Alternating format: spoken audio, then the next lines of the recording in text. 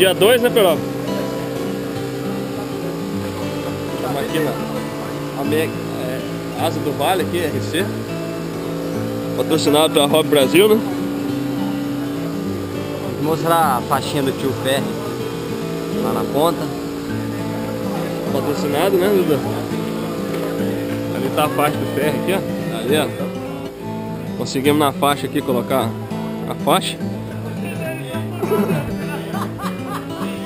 Junto com as principais lojas de carro do Brasil. Visual da pista aí. Só se concentrando.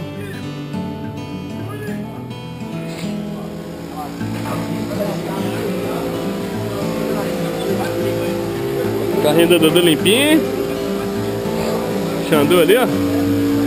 Se ajeitando. Conseguiu uma extensão aí, Xandu? Conseguiu uma extensão aqui? Opa,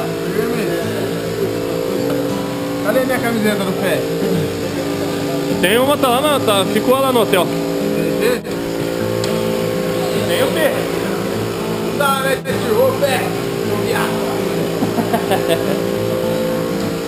Fala pra ele aí que não tem. Tem jeito, né? Não tem jeito. Hã? Manda a camiseta pra gorda, não.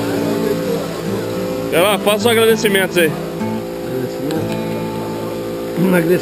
Agradecer a todos que estão aqui, né, por esse campeonato maravilhoso.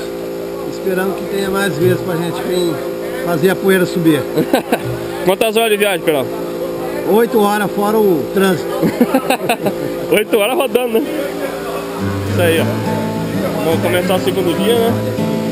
Estamos fora os toques, nós estamos embaixo. A máquina toda revisada. Fora os toques, a gente tá bom, hein, não? Tá bom.